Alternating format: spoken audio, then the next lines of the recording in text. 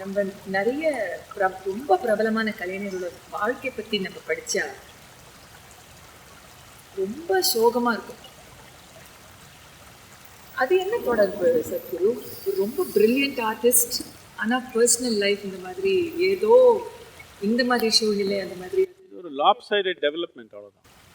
But இந்த brilliance வரவேற்கிறதுக்கு இப்போது இந்த தண்ணிக்குள்ளே ஒரு மீன் இருக்குது, ரொம்ப பிரபலமான மீனுன்னு வச்சுக்கோங்க. தண்ணிக்குள்ளே ஒரு பெரிய ஆள் எடுத்து அங்கே வெளியே போட்டிங்கன்னா ஒன்றும் பிரயோஜனம் இல்லை, அவன் விலான்னு போயிடுவான் இல்லையா? அப்படியே பிரத்தியொரு மனிதன் எந்த ஒரு பரிமாணத்தில் ஒரு திறமை உருவாக்குவானோ அந்த பரிமாணத்தில் மட்டும்தான் அவனு நல்லபடியாக செயல்படுவான். மித்தது எல்லாமே நடக்காது. மித்தது எல்லாமே நடக்கணுன்னா ஒரு ஓவரால் டெவலப்மெண்ட்டாக நாம் பண்ணணும். நமக்குள்ளே ஒரு திறமை ரொம்ப அதிகமாக இருந்தாலும் மித்த தன்மையும் நாம் ஓரளவுக்கு வளர்த்தணும். சாமானியமாக சமூகத்தில் அந்த மாதிரி ஒரு மனிதனாக முழுமையாக மேல் நோக்கி கொண்டு வர்றதுக்கு ஒரு இன்ஸ்டிடியூஷனோ ஒரு கருவியோ கிடையாது. இப்போ ஆன்மீகத்தில் நாம் பலவிதமான அந்த மாதிரி கருவி பண்ணியிருக்கிறோம். நிறைய பேர் அது உபயோகப்படுத்தி எந்த மாதிரி டேலண்ட் இருந்தாலும் அவர் வாழ்க்கையும் நல்லபடியாக நடத்துக்கிற சூழ்நிலை நம்ம நிறைய பேர் பார்க்குறோம். ஆனால் நீங்கள் சொன்ன மாதிரி நிறைய பேர் ஹைலி டேலண்டட் பீப்புள் மோசமான வாழ்க்கை வாழ்கிறாங்க. இப்போ மைக்கேல் ஜாக்சனோ மரடோனாவோ இன்னொருத்தர் பார்த்தீங்கன்னா பிரமாதமான டேலண்ட்டு, உலகத்தில் எல்லாரும் ஆச்சரியப்படுற மாதிரி டேலண்ட்டாக இருந்தாலும் அவர் வாழ்க்கை அவ்வளோ அசிங்கமாக இருக்குது. என்னத்துக்குன்னா அவருக்கு உள்நிலையில் எப்படி இருக்குது, மனநிலை எப்படி வச்சுக்கிறதுன்னு யாரும் சொல்லிக் கொடுக்கல. இன்னொன்று, சின்ன வயதுலேயே இவர் எல்லாமே கொஞ்சம் பாப்புலர் ஆகிடுவாங்க. அவருக்கு அந்த பணம், அந்த புகழ், இது எல்லாமே அவர் பணம் பாக்கெட்டில் வச்ச பிரச்சனை இல்லை, புகழ் மக்கள் வாயில் இருந்த பிரச்சனை இல்லை. இதெல்லாம் தலைக்கு ஏறிடுச்சுன்னா இது ஒரு மாதிரி பைத்தியத்து மாதிரி பிடிச்சிடுது. ஒரு மனிதன் தன்மையே இல்லாமல் போயிடும். கொஞ்சம் நேரத்துக்கு அப்புறம் அடிப்படை இல்லாத ஒரு வாழ்க்கை ஆகிடும். இவ்வளோ மேலே இருக்குது வாழ்க்கை, ஆனால் இதுக்கு அடிப்படையே இல்லை. அது கொஞ்சம் அங்கே காற்றுல பறந்துருவருக்கும் நல்லா இருக்குது, கொஞ்சம் இறங்கினாலே பைத்தியம் பிடிச்ச மாதிரி ஆகுது அவருக்கு. இதுக்காக இந்த டேலண்ட் இருக்கிறவங்க, டேலண்ட் இருந்தாலும் சரி, அதிசயமான டேலண்ட் இருந்தாலும் சரி, இல்லைனாலும் சரி, நம்ம சமூகத்தில் சின்ன வயதிலேயே பிரத்தியொரு மனிதனுக்கு மதத்துக்கு அப்பாற்பட்ட தொழில்நுட்பமாக பார்க்குற ஒரு ஆன்மீக கலை நம்ம கலாச்சாரத்தில் கொண்டு வந்தால் தான் ஒரு திறமையானவனு திறமை இல்லாதவன் எல்லாருமே நல்லபடியாக வாழ முடியும். இப்போ திறமை இருந்தால் ஏதோ ஒன்று சாதிக்கலாம், திறமை இல்லைன்னு சாமானியமாக வாழலாம். இது மக்கள் திறமைக்கு அனுசாரமாக நடக்கும். ஆனால் நீங்கள் எந்த மாதிரி மனிதனாக இருந்தாலும் பிரத்தியொரு மனிதனுக்கு அவனுடைய வாழ்க்கை அனுபவம் ஒரு இனிப்பான அனுபவமாக பண்ணிக்கிறது பிரத்தியொரு மனிதனுக்கு தேவை. அவன் யாரே இருக்கட்டும், அவனு கூலி ஆளாக இருக்கட்டும், அவனு மைக்கேல் ஜாக்சனாக இருக்கட்டும், அவன் வாழ்க்கை அனுபவம் அவனுக்கு சுகமாக இனிப்பாக நடக்கணும்.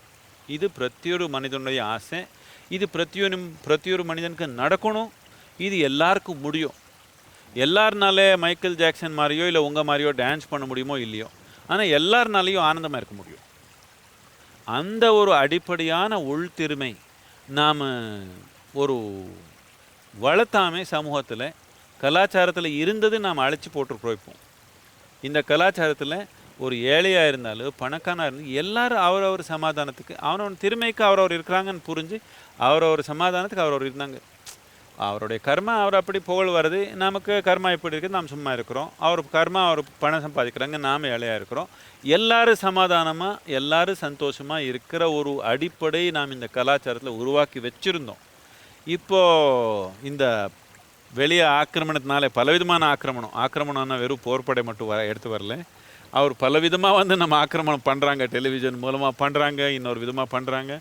எல்லாம் பண்ணி இப்போது இந்த ஒரு அடிப்படை மனிதனு சமாதானமாக சந்தோஷமாக வாழ்றதுக்கு நாம் உருவாக்கின அடிப்படை கலாச்சாரத்துலேருந்து போகிற ஒரு சூழ்நிலை இருக்குது. அது திருப்பி உருவாக்கணுன்ற முயற்சி தான் நாம் நம்ம இப்போ யோகா ஆன்மீகம்னா இது ஏதோ இன்னொரு புது மதம் ஆரம்பிக்கணும்னு இல்லை, இந்த அடிப்படை கலாச்சாரத்தில் உறுதிப்படுத்தணும். நான் அதான் சொல்கிறேன். மிக மக்கள் கேட்பாங்க, என்ன சத்குரு உங்கள் நோக்கம் என்ன கடைசியில் என்ன? நான் சொல்கிறது என்னென்னா, இந்த ஆன்மீகன்றது போதனை மாதிரி நடக்கக்கூடாது. எப்படி உங்கள் தாய் உங்களுக்கு பல்ல தேய்க்கிற சொல்லி கொடுத்தாங்களோ அந்த அளவுக்கு சுலபமாக நம்ம வாழ்க்கையில் எல்லார் வாழ்க்கையில் வந்துடணும். அப்படி தான் இருந்தது இந்த கலாச்சாரத்தில். இப்போ கூட இருக்குது ஒரு அளவுக்கு. இப்போ நீங்கள் இங்கே வெளியே போய் பாருங்கள், யாரோ ஒருத்தர் படிப்பு தெரியாத ஒரு ஏழைன்னு வச்சுக்கோங்க, கிராமத்தில் யாரோ ஒருத்தர் இருக்காங்க, ஒரு விவசாயின்னு வச்சுக்கோங்க, படிப்பு தெரியாது, ஒன்று எழுத்து படிப்பு தெரியாது. அவனு கூட நான் நீங்கள் போனால், சாமி எனக்கு முக்தி கிடைக்கணும் சாமின்னு சொல்கிறேன். முக்தி எல்லாத்துக்கும் உயர்ந்தது அவனுக்கு கூட தெரியும். அவனு ஸ்கூலுக்கு போகல, படிப்பு தெரியல, அவன் எந்த ஆன்மீகம் கேட்கல. ஆனால் கலாச்சாரத்தில் அப்படி ஊறி வச்சுட்டாங்க. இந்த ஒரு பக்குவம் நம் கலாச்சாரத்தில் கொண்டு வந்தால் எந்த ஒரு மனிதன் இருந்தாலும் அவனுடைய திறமைக்கு அனுசாரமாக அவன் வளருவான் சமூகத்து சூழ்நிலையில். ஆனால் யாரே இருந்தாலும் சரி, பணக்காரன் இருந்தாலும் ஏழை இருந்தாலும், திறமை இருந்தாலும் திறமை இல்லைனாலும், கால் இருந்தாலும் கால் இல்லைனாலும், கண் இருந்தாலும் கண் இல்லைனாலும், எல்லாருக்கும் ஆனந்தமாக இருக்கிற ஒரு திறமை இருக்குது. அவனுடைய வாழ்க்கை இனிப்பாக நடத்துக்கிற திறமை, வாழ்க்கை அனுபவம் இனிப்பாக நடத்துக்கிற திறமை இருக்குது. அந்த திறமை அடிப்படையை நாம் உருவாக்குனதா நமக்கு வாழ்க்கை சூழ்நிலை பல விதமாக நடக்கும். எப்படி நடந்தாலும் இது ஒன்று நடக்கும், இது ஒன்று கட்டாயமாக நடக்கணும். இது எல்லாருடைய it's a birth right. Every human being has the right to live joyfully. Rest is subject to talent, subject to opportunity, isn't it?